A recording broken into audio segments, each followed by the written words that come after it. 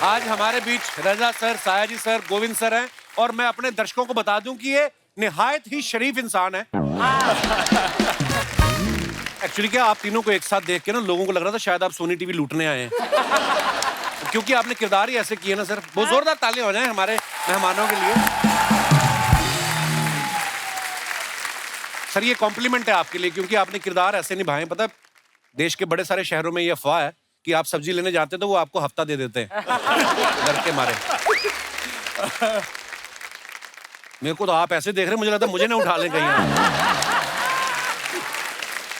मैं आपसे भी हफ्ता एक्सपेक्ट कर सकता हूँ। ओए होए क्या आवाज है।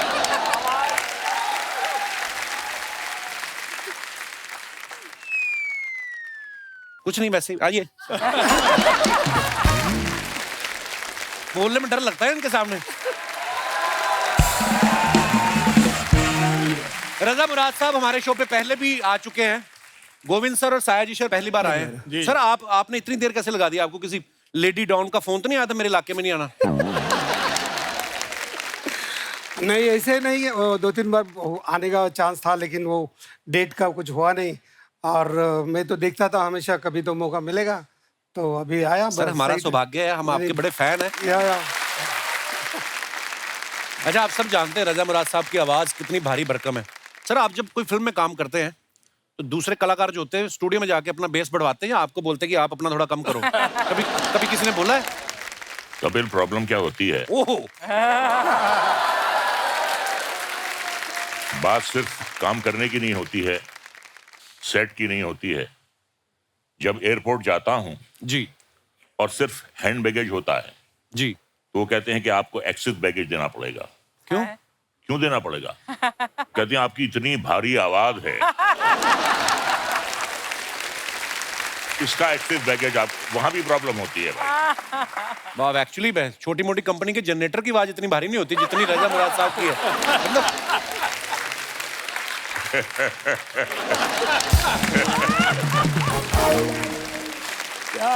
अच्छा इनकी आवाज, इनकी पर्सनालिटी, मर्दाना पर्सनालिटी ऐसी है ना, इसलिए इनको विज्ञापन भी ताकत बढ़ाने वाले मिलते हैं, है ना? कि घुटनों में ताकत के लिए लगाए प्रचंड मलहम। अच्छा कपिल जी सर। तुम्हें एक कॉम्प्लीमेंट देना चाहूंगा। जी सर। आज तक जितने भी मिमिक्री आर्टिस्ट हैं जो मेरी आवाज निकालने की कोशिश करते हैं, जी सबसे अच्छी मेरी आवाज तुम निकालते अरे सर हम तो ऐसे ही हंसी मजाक में, पर एक हमेशा तुम डायलॉग बोलते हो, वो रोमा देवी वाला क्या है वो हमेशा बोलते हो। वो आपने सुना? आई आई रोमा देवी। सर नहीं निकल सकती। अब ऐसा है, एक जमाना होता था जब हम कहते थे आइए आइए रोमा देवी। अब वो जमाना आ गया है, रोमा देवी आती भी हैं तो मैं कहता हूँ जाइए जाइए रोमा देवी। मुझे कभी कभी लगता है कि रजा सर को विलन बनना ही था, डेस्टिनी में ही था, क्योंकि ये जहाँ पे इनका जन्म हुआ है वहाँ का चक्कू बड़ा फेमस है, रामपुरी चक्कू। तो ये रामपुर में जन्म हुआ है इनका। और रजा सर के पिताजी मुराद साहब बहुत ही बेहतरीन अदाकार रहे हैं। उनके अलावा मुगले आजम और पाकीज़ा फिल्म के राइटर अमानुल्लाह खान साहब जो हैं वो इनके अंकल हैं। सर आपके घर में इतना टैलेंट है, जब आप नए नए ऑडिशन देने आए, मतलब मुंबई आए, तो आप उनसे स्क्रिप्ट वगैरह लिखा के लाते थे कि अपनी तरफ से कुछ बोलते थे? नहीं, ऐसा है कि जबान दराज तो शुरू से हूं मैं, तो उसके लिए किसी की मदद की जरूरत नहीं पड़ती है। वाह। आपने एक बात कही है तो मैं एक वाकया आपको सुनाना चाहता हूं। कई बार किसी के मुंह से गलती से कोई शब्द निकल जाता है और वही बात सच्ची हो जाती है। तो जब मैं पैदा हुआ 3 बहनों के बाद, तो डॉक्टर भागा भागा आया मेरे वालिद साहब के पास कि मुबारक हो, आपके यहाँ गुंडा सॉरी आपके यहाँ मुंडा पैदा हुआ। तो गलती से उसके मुंह से गुंडा निकल गया, जो बाद में बात सच साबित हुई। अब जैसी पर्सनैलिटी होगी, जैसी शक्ल होगी, जैसी नियत होगी, अब हमें भाई साधु संत महात्मा के तो रोल मिलेंगे नहीं, जैसी शक्ल वैसा रोल मिलता है, तो ठीक है कोई बात नहीं। रजा तुम ऐसे ही बोल रहे हो, मैंने रजा के साथ काम किया, हम दोनों, एक भयंकर सी फिल्म थी उसमें काम किया था रजा ने, याद है? गांधीनगर में। आप दोनों एक साथ हो गए तो फिल्म तो भयंकर ही होगी। अरे जैसे तुमने कहा था अपने इंट्रोडक्शन में, निहायत ही शरीफ इंसान है, ऐसे Yeah, of अपने course. आप को बदनाम क्यों कर रहे हो यार? तुम बहुत ही अच्छे इंसान हो। बदनाम होंगे तो क्या नाम ना होगा? गोविंद सर को आप सब जानते हैं, इन्होंने बड़े ही खतरनाक किरदार निभाए हैं। डेविड धवन साहब की फिल्म थी शोला और शबनम, जिससे इन्होंने शुरुआत की थी, और इतना बेहतरीन करप्ट पुलिस वाले का किरदार इन्होंने किया था। सर, जब फिल्मों में नए नए आते हैं तो आप सोच के आए थे कि मुझे विलन बनना है, कि या आपने पोर्टफोलियो हीरो वाला की पहले वैसे वाले पोज भी खिंचाए थे? मैं सोच के ही आया था विलन बनने का ही? नहीं, उसके पीछे एक वजह थी। जी। मेरी ऑब्जर्वेशन थी कि हिंदी फिल्मों में सिर्फ 3 किरदार ही मेन होते हैं, जी। हीरो, हीरोइन और विलन। हाँ। तो मैं मेन किरदार में ही आना चाहता था। सो मेरे पास और कोई ऑप्शन था ही नहीं। हीरो बन नहीं सकता था, एज हो गई थी, और हीरोइन वो भी नहीं बन सकते थे। सो विलन ही मेरे हिस्से था, और बाय चॉइस मैंने विलन के कैरेक्टर्स किए। पर क्या खतरनाक किरदार किए। हालांकि रियल लाइफ में ये इतने सभ्य और इतने शरीफ इंसान है। आप देखो, जब किरदार निभाते तो लगता है कि सच्ची में ऐसे होंगे। सर, आपने वैसे, मैंने देखा वो 25-30 फिल्मों में शायद आपने पुलिस वाले का किरदार निभाया होगा। कई लोग तो ये भी बोलते हैं आपको पेंशन भी आती है पुलिस डिपार्टमेंट की तरफ से। कभी आपके घर वालों ने कहा नहीं कि टेम्पररी पुलिस वाले बनने से अच्छा, मैंने सुना आप पढ़ाई में भी बहुत अच्छे थे आप, जी जी। तो घर वालों ने कहा नहीं कि असली पुलिस वाले बनो आप? पुलिस वाला तो नहीं, लेकिन मैं चाहता था कि अपनी लाइफ में कुछ बड़ा आदमी बनूं। अच्छा जी। मैं सागर में पैदा हुआ, अच्छा जी। मध्य प्रदेश में। जी। तो सागर से दिल्ली चला गया और दिल्ली में पढ़ाई की, और उसी दौरान पे नेशनल स्कूल ऑफ ड्रामा में अच्छा जी। मेरा एडमिशन हो गया। सो बड़ा आदमी तो पता नहीं क्या, अभी मैं क्या बनाऊं मुझे मालूम नहीं। बहुत बहुत सर, आप इतने कमाल के अदाकार हैं। लेकिन अभी जो मैं महसूस करता हूँ, बहुत लोगों का सम्मान, बहुत प्यार मुझे मिला है। इससे ज़्यादा और क्या चाहिए? क्या बात है सर, यही सबसे बड़ी बात है। और सर, हमने ये भी सुना है कि आपका ये किरदार देखने के बाद बच्चन साहब ने, नसीर साहब ने आपको कॉम्प्लीमेंट करने के लिए फ़ोन भी किया। हाँ, एक दिन सडनली राम गोपाल जी का फोन आया कि अमिताभ बच्चन जी आपको कॉम्प्लीमेंट देना चाहते हैं। अच्छा, तो उन्होंने वाह। बोला कि यार पावरफुल परफॉर्मेंस है, अपीयरेंसेस बहुत है, अच्छा है। तो बताने के बाद मैंने बोला, ये बच्चन साहब का आवाज निकाल के कौन बात कर रहा है? वाह। तो फिर मैं चेन्नई में गया था, तो भारतीय पर के फिल्म किया, उसको 100 डेज हो गए थे। अच्छा। पहली मेरी साउथ की फिल्म, उसको 100 डेज चली। वाह। तो इसके लिए बच्चन जी को, साहब को बुलाने के लिए हम लोग गए थे। तो उन्होंने, जैसे मैं वो शूटिंग के पे गया, तो उन्होंने बोला, ये देखो इंडिया में एक आदमी है जो मेरे आवाज पे भरोसा नहीं करता है।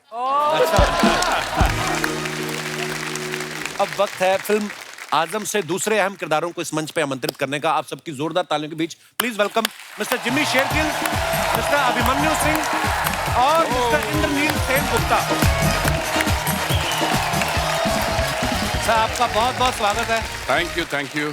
अच्छा, जिम्मी पाजी से भी हाल ही में मुलाकात हुई थी, जब हम हासिल के 20 साल सेलिब्रेट कर रहे थे, और ये इंडस्ट्री के पहले ऐसे एक्टर हैं जिन्होंने मुझे कहा जल्दी मिलते हैं, और जल्दी मिल भी गए। वाकई। और इसी के साथ इनका नाम उन एक्टर्स की लिस्ट में शुमार हो गया है जिन्होंने 1 महीने में 2 बार यहाँ आके इतना बड़ा मुकाम हासिल किया।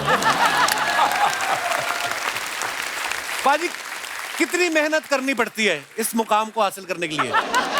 नहीं, मेन चीज ये है कि मुझे लगता है कि हर एक्टर को बहुत सारा लोन उठाना चाहिए। अच्छा जी। क्योंकि जितना लोन उठाओगे उतनी ज्यादा फिल्में करोगे। हाँ, चुकाने के लिए। ठीक है ना? फिर जितनी ज्यादा फिल्में करोगे उतनी रिलीज पे होंगी जी। उनकी प्रमोशन होगी जी। तो यहाँ पहुंचोगे जी। मुकाम अपने आप हासिल हो जाएगा। अरे, अर्चना जी को देखो, हाँ। रोज बैठे होते हैं। मैंने कोई लोन नहीं Inspiration. उठाया जिम्मी। इनका लोन है, ये नहीं लोन लेती, धमकी से काम चल जाता है। Welcome back. आइए सर, बहुत बहुत स्वागत है आपका, विराजमान हो जाइए।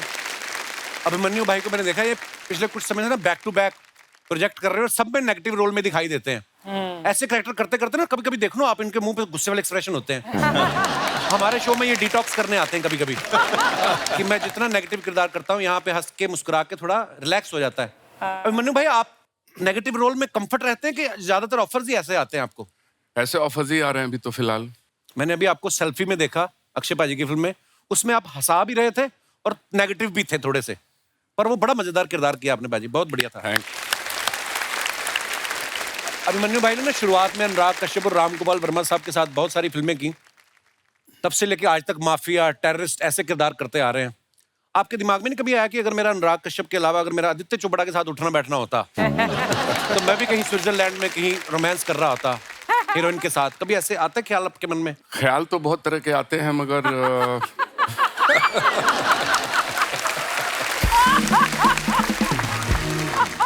क्या है, I am not dying tomorrow.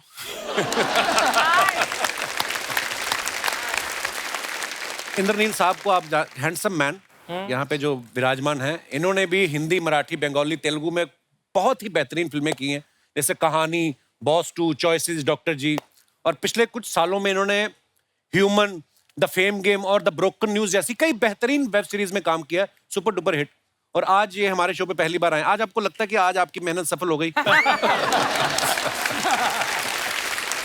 ये बताना बहुत ज़रूरी है कि एक्चुअली मुझे ऐसा फील हुआ। मैं आपको बताऊं, मैं काफ़ी प्राचीन हूँ, काफ़ी टाइम से हूँ इंडस्ट्री में। जी जी। और जब मैं मॉडलिंग करता था, जब मैं जवान हुआ करता था, तब एक शो आया करता था movers and shakers, Shekhar Suman ji करते थे। जी जी। तब मैं देखता था और मुझे लगता था जब मैं यहाँ जाऊँगा ना, तब मुझे लगेगा कि मैं पहुँच गया हूँ किसी मुकाम पर। वो तो हुआ नहीं, उम्र हो गई। अभी का जो वो शो है ना, जो the show which establish as an actor, वो कपिल शर्मा। अरे सर, show। शुक्रिया आपके और प्यार के लिए।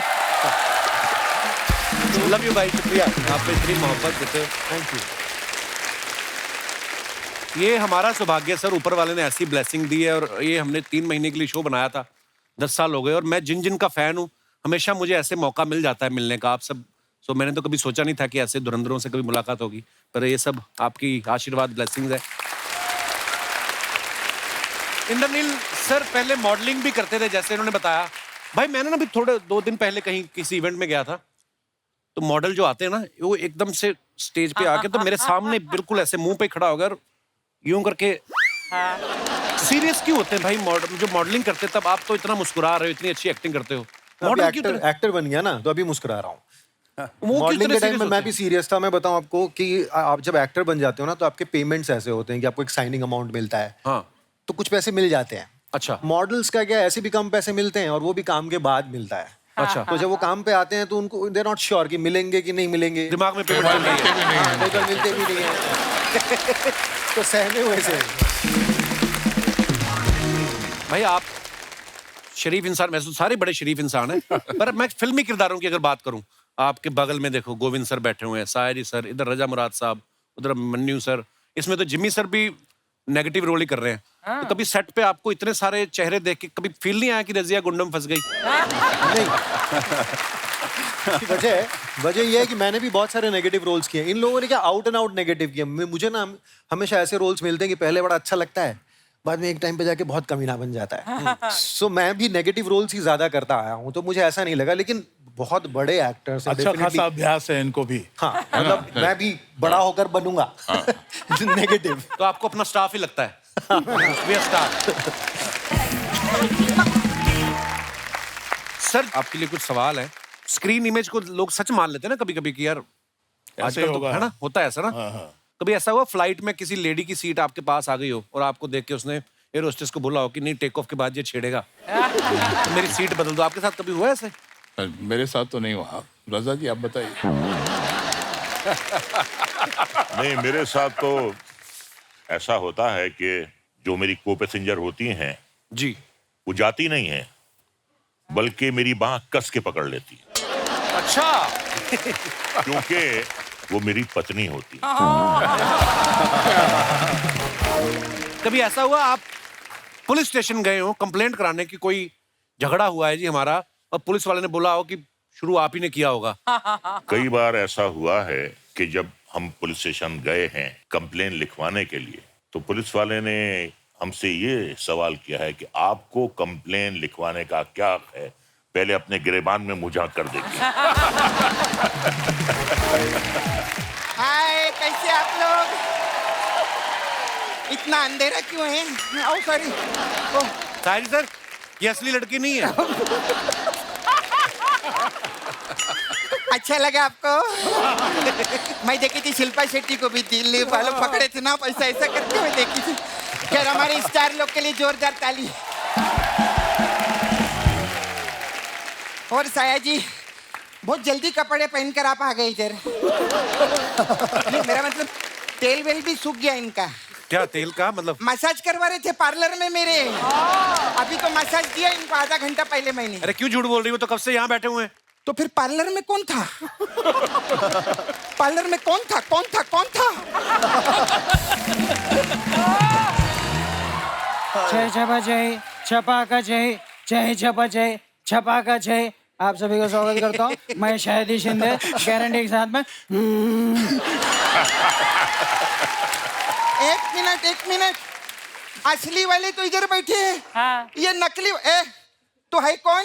नमस्ते सर। नो से नमस्ते, मैं गोपी, GOPI, गारंटी के साथ में। वाइब्रेशन मोड पे क्यों? रिंगटोन मोड पे डालो ना अपने आप को। हे सपना, हाँ। तू तो बोली थी बोला गारंटी के साथ में मसाज करेगी। ये क्या कर डाला तूने? आप लोगों को बताओ, ये मेरे मुंह में फूल डाल रही थी, फूल गारंटी के साथ में। मेरी क्या गलती है? मेरी क्या गलती है अर्चना जी? हाँ। यही बोल रहा था, मेरे को फुल बॉडी मसाज चाहिए। अभी फुल डाली नहीं। अच्छा हुआ सर आपने डीप टिश्यू मसाज नहीं मांगा, वरना मैं टिश्यू इतना डीप में डालती हूँ ना कि आपका साया जी के साथ रजा मुराद जी भी बाहर आ जाता, वो भी गारंटी के साथ।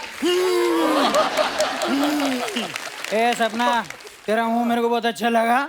अब एक अंदर का अंडरग्राउंड बात बताता हूँ। हाँ? मैं तेरे को आई लव यू करता हूँ गारंटी के साथ में। सच्ची में? हाँ। आप मेरे लिए क्या कर सकते हो? मेरे दादाजी ने 2 करोड़ का फ्लैट छोड़ के गया, वो तेरे नाम कर सकता हो गारंटी के साथ में। 2 करोड़?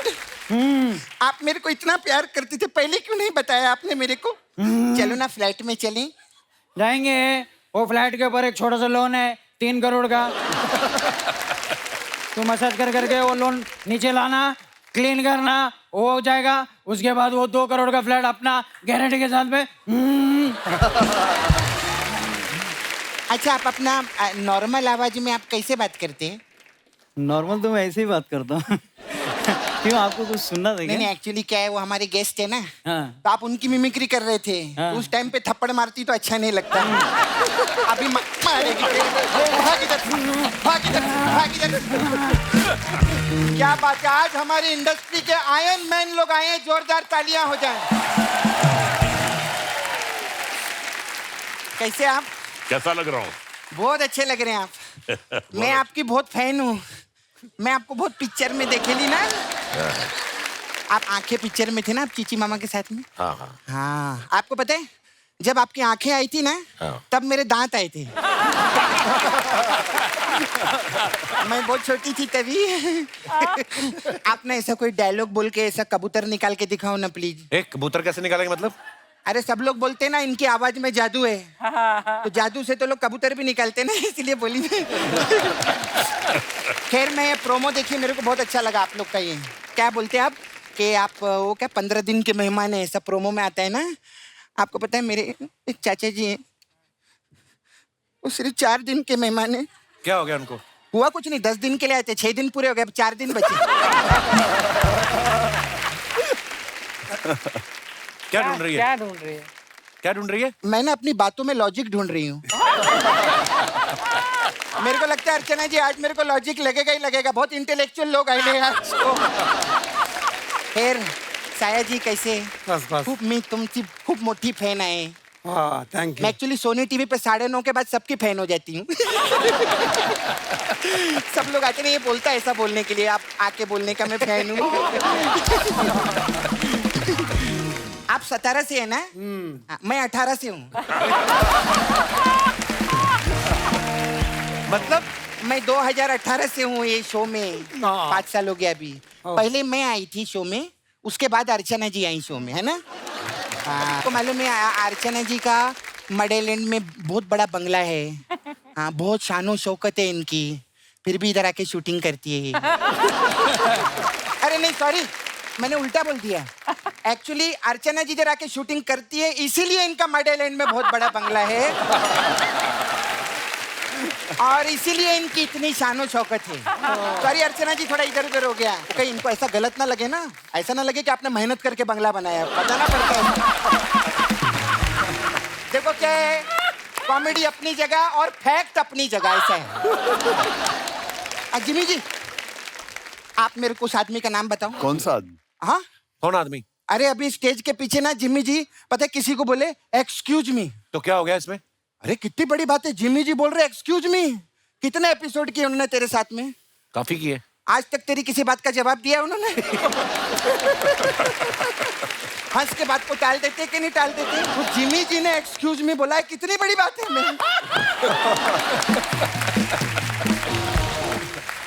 हाँ सर, मेरे को पूछने का था आपसे, सर आप खाने में क्या क्या छोड़ते हैं? खाने में क्या क्या खाते हैं? तेरे को लगता है खाते रहेंगे वो, देख उनको। मैं तो कब से देख रही, क्या फिटनेस है बाबा, इतने साल सेम लगना, एक जोरदार तालियां हो जाए यार।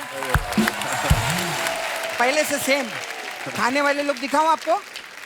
पांडे उठ, पांडे को देख, उठना। ये ड्रम पालने के लिए दूसरा ड्रम बजाता है, देखो। अर्चना जी को देखो। अरे वो तो फिट है। नहीं मैं बोली ऐसे देखते रहो ना, उनको अच्छा लगता है सभी, देखते रहो। और गोविंद जी, अरे क्या आर्टिस्ट यार, गोविंद जी के लिए एक बार जोरदार तालियां। मैं आपकी बहुत फैन हूँ सर। मैं भी आपका बहुत बड़ा फैन हूँ। हाँ, बहुत बड़ा फैन हूँ। Thank you. अच्छा है, आपका नाम गोविंद है, पता है? हाँ। अगर गोविंदा होता ना, हाँ। तो हम लोगों की इतनी बातचीत नहीं होती। सर मैं इतनी फैन हूँ आपकी, मैं ना उधर नाला सोपारा में रहती हूँ। हाँ, मेरे छावा है उधर मुकेश। हाँ, उसको किधर जॉब वीप पे लगवाओ ना उधर। ये क्या, क्यों लगवाए? अरे मैंने फिल्मों में देखा है, ये खूबसूरत लड़की के लिए कुछ भी कर सकते हैं। हाँ तो खूबसूरत लड़कियों के लिए करते हैं ना। हाँ तो क्या हुआ, आज पूरे मर्दों के लॉट में मैं ही खूबसूरत हूँ कि नहीं? और कैसे आप?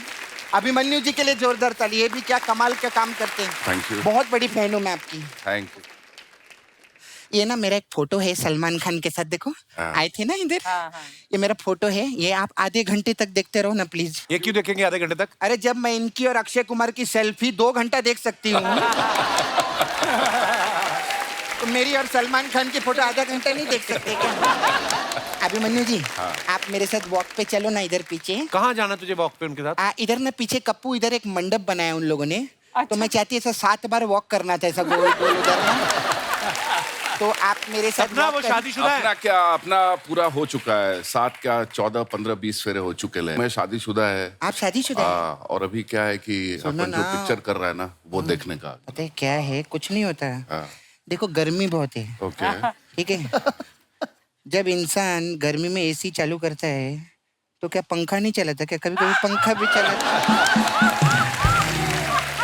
पंखे का जरूरत नहीं है, एसी की हवा मेरे लिए बहुत अच्छा है। बस एक ही चीज का ध्यान रखने का, बता। पंखे की जो आवाज है ना, वो एसी तक नहीं पहुंचनी चाहिए। अगर पंखे की आवाज एसी तक पहुंच गई तो फिर एसी गर्म हवा छोड़ता है, मैं बता रही हूं। ये थोड़ा आपको ध्यान रखना पड़ेगा। छोटा मोटा पंखा रहता तो मैं काम चला लेता, लेकिन तुम क्या बहुत भारी पंखा है। तुम घूमेगा तो इतना आवाज आएगा कि मोहल्ले वाले को भी पता चलेगा।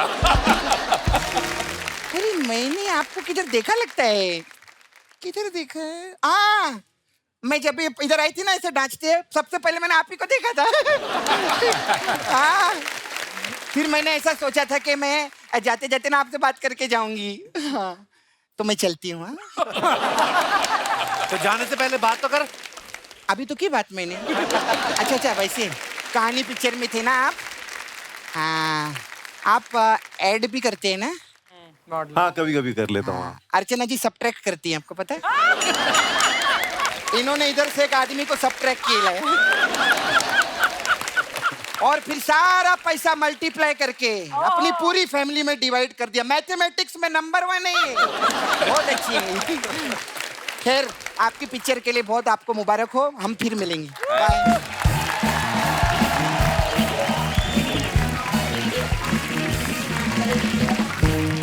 साया जी सर को आपने बहुत अलग अलग लैंग्वेज की फिल्मों में देखा होगा, हिंदी फिल्मों के अलावा मराठी फिल्में, तेलुगु, तमिल, कन्नड़, मलयालम, इंग्लिश, गुजराती। सर आपकी लैंग्वेज पे पकड़ अच्छी है या धमकाते हैं कास्टिंग डायरेक्टर को आप? सीरियसली? क्या मैं 20 साल थिएटर किया है, तो थिएटर में बहुत रिहर्सल होता है, समझने के बाद काम करते हैं। तो जब मैं दूसरे लैंग्वेज में गया तो मैं प्रॉम्प्टिंग से काम नहीं कर सकता था। अच्छा जी। तो मैंने वो पूरा लिखना शुरू किया मराठी में। अच्छा जी। क्योंकि मैं मानता हूँ कि मदर टंग, ये जो अपनी माँ की भाषा होती है, वो सबसे बड़ी लैंग्वेज होती है, उसके बाद बाकी दूसरी भाषा होती है। तो मैं सब लिख के लेता था और फिर याद करता था। फिर पहले फिल्म से मैं डबिंग भी करना शुरू किया और काम भी करना शुरू किया। तो मेरे को वो टेक्निक आ गया कि पहले लिखना, याद करना, फिर काम करना। वाह क्या बात। अच्छा, शूल फिल्म सबने देखी है, उसमें जो आपने किरदार निभाया सर इतना मजेदार था। और वो आपको पता आज भी है, वो सोशल मीडिया पे मीम्स चलते रहते हैं, मन में कैसे हंस सकते हैं। वो इतना भयंकर बोला इन्होंने, मतलब पूरा कैरेक्टर पूरी फिल्म में वो इतना कमाल का था। सर एक बार बताओ ना, थोड़ा सा कर दो माड़ा।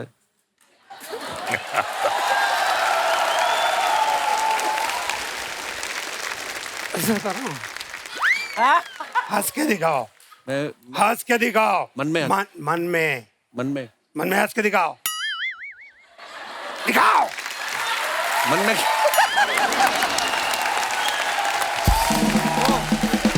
सारी सर दमन फिल्म में रवीना टंडन ग्लैमरस हीरोइन है, वो आपकी बीवी बनी थी, उसमें भी आप उनको तंग करते रहते हैं। तो आपने डायरेक्टर से कभी बोला नहीं मेरी सारी जिंदगी सूखी निकल गई तमंचे कट्टे चलाते हुए, अब अगर रवीना टंडन है तो एक आध मेरा रोमांटिक सीन होना चाहिए? नहीं, उसमें रोमांटिक सीन था, मतलब वाइफ के ऊपर बहुत सीन थे उसमें। मतलब मेरा दूसरा तीसरा फिल्म था, रवीना टंडन जी के बहुत फिल्में हो चुकी थी जी। फीमेल आर्टिस्ट जो होते बहुत सपोर्ट करते, तो मैं ये हो गया कि अरे यार चलो, मतलब कितना भी करे तो अपने को ये संस्कार नहीं है ना। नहीं बहुत अच्छी बात है, जिंदगी में किसी को भी तकलीफ नहीं देना चाहिए ना। बिल्कुल नहीं, बहुत अच्छी बात है सर। हाँ, इसलिए तो पर आप दिल के भी अच्छे, पता नहीं आपकी बात पे यकीन नहीं होता। मेरा किरदार ऐसे कॉम्प्लीमेंट है बेसिकली। अब मैं जो भी विलन का अच्छा काम करता हूँ मेरी वाइफ को देख के करता हूँ। अच्छा, नमक हराम फिल्म में रजा सर का शायर का किरदार आज तक लोगों को याद है। सर हमने सुना ऋषिकेश मुखर्जी जो उस फिल्म के डायरेक्टर थे, उन्होंने आपको मना किया था कि नहाना नहीं आपने। जी हाँ, बिल्कुल बात सही है। क्यों बोला था ऐसे? उन्होंने कहा तुम्हारा डेथ सीन है, तुम नहाएगा, तुम बीमार है, बीमार आदमी नहाता नहीं है, डेथ बेड पे आदमी नहाता नहीं है। तो 3 दिन वो गाना पिक्चराइज हुआ और मुझे बिल्कुल परमिशन नहीं थी कि मैं नहा कर आऊं या मैं सर धोकर आऊं। अरे शादी से पहले आप रजा सर की अगर फिल्मों के नाम देख लो ना, चोरी मेरा काम, चोर के घर चोरी, चोर हो तो ऐसा, कानून मेरी मुट्ठी में। शादी जैसे हुई फिल्मों के नाम देखो कैसे हो गए, प्यार के नाम कुर्बान, प्यार का कर्ज, होगी प्यार की जीत। ये शादी के बाद मैडम स्क्रिप्टें देखना शुरू कर दिया था कि आप वैसे सुधर गए थे आप? दुनिया में कोई ऐसा माई का लाल हस्बैंड नहीं पैदा हुआ जिसे अगर बीवी सुधारना चाहे और वो ना सुधरे, कोई पैदा नहीं हुआ। देखिए मैं एक बात बताऊं आपको, कुछ लोग बहुत मर्द बनते हैं, लेकिन हकीकत यह है कि दुनिया में 99.9% हस्बैंड अपनी बीवी से डरते हैं और 0.1% जो कहते हैं हम नहीं डरते, वो झूठ बोलते हैं। मतलब मैं शादी से पहले बिगड़ा हुआ था, मार मार के मेरी बीवी ने मुझे सुधार दिया।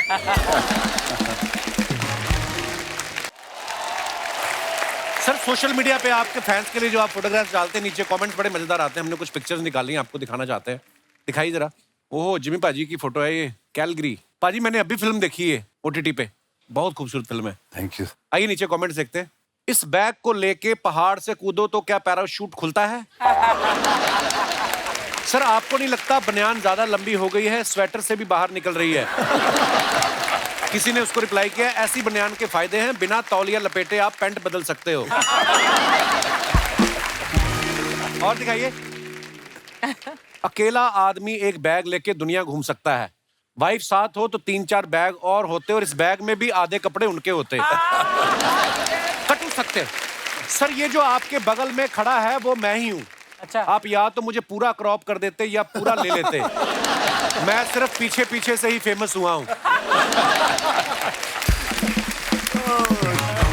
और दिखाइए। और रजा सर ने फोटो डाला है, enjoying the 3-wheeler tuk tuk ride at hotel in Jaipur. Very nice picture. आइए देखते हैं नीचे कमेंट्स। सर टुक-टुक से जयपुर जाने में कितना टाइम लगा?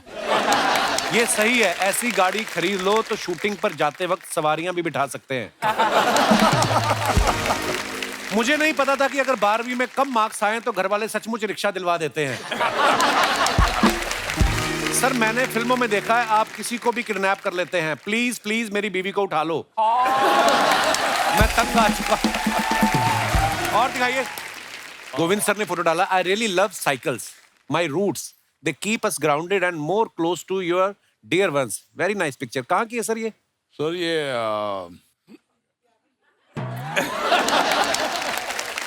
सर पीछे कौन बैठी है वो तो याद है ना? फीलिंग हाई लिखा है। कोई बात नहीं, बस ऐसा कुछ जरूरी नहीं है। कितनी बार साइकिल पे बैठे हो?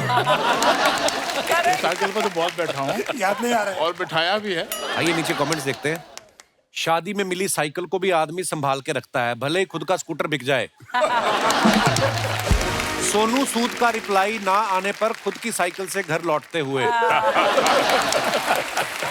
और दिखाइए। बस और साइकिल में एक ही फर्क है, बस का स्टैंड वहीं रहता है, साइकिल का उसके साथ जाता है।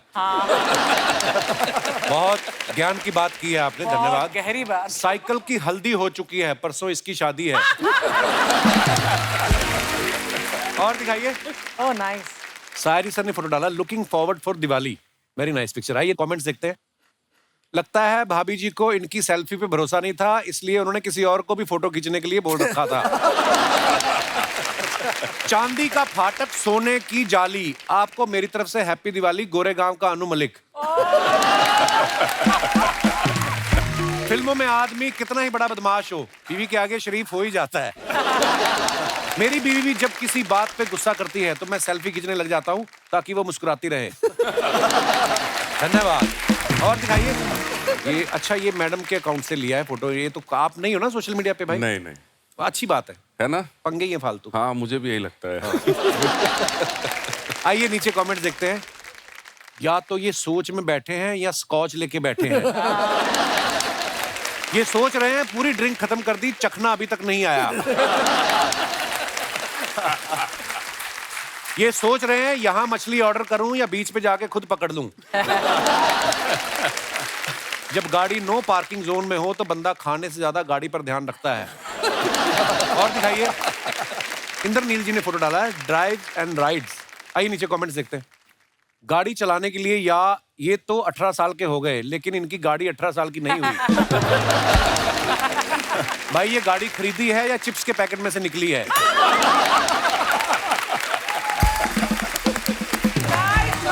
कहते खली को हमने ऐसी कार दिखाई थी, उन्होंने जूता समझ के पहन लिया। ऐसे ही होता है, बच्चे 2 मिनट में उठ जाते हैं, फिर बाप पैसे वसूल करते हैं। और दिखाइए। जिमी पाजी ने फोटो डाला है, summer time. Very nice picture. आइए नीचे कमेंट्स देखते हैं। 50 साल में भी आप 25 के लग रहे हैं। हमारे यहाँ तो इस उम्र के फूफा पाए जाते हैं जो बारातियों पे गुस्सा निकाल रहे होते हैं।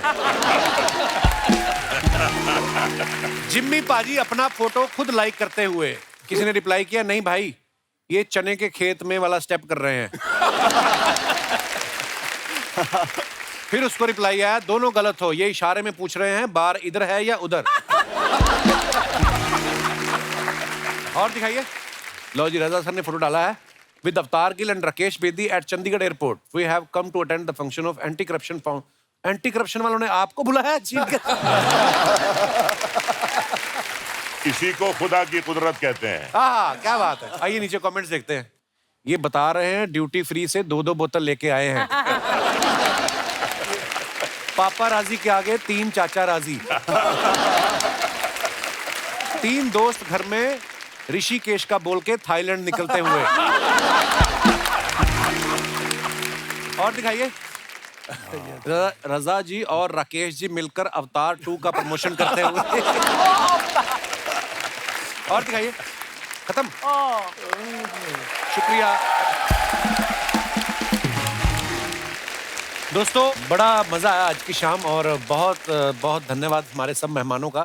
लेकिन जाने से पहले मैं एक बात आप लोगों के साथ शेयर करना चाहता हूँ। हैदराबाद से हमारे एक मेहमान आए थे, संतोष कुमार जी, जो राज्यसभा के मेंबर भी हैं, तो उन्होंने बहुत सारे करोड़ों की तादाद में उन्होंने जो है पौधे लगाए हैं। तो मैं भी उस मुहिम से जुड़ा। आपको पता, आज जब आप आ रहे थे, आपके आने से पहले हमने 2 नीम के पेड़ अपने सेट के बाहर लगाए। फिर जब मुझे आपके बारे में पता चला, पेड़ लगाने का जो एक बीड़ा उठाया, उसके बारे में कुछ बताएं सर। मैं मानता हूँ कि जिंदगी में सांस और अनाज, इसके बगैर अपन जी नहीं सकते। तो ये सिर्फ पेड़ देता है। मुझे जिंदगी में एक बार लगा कि माँ सबसे बड़ी होती है, इसके बाद माँ जन्म देने के बाद जो मिलता है सांस और अनाज, वो धरती से होता है। बिल्कुल। तो ये 2 चीजें सबसे बड़ी है जिंदगी में।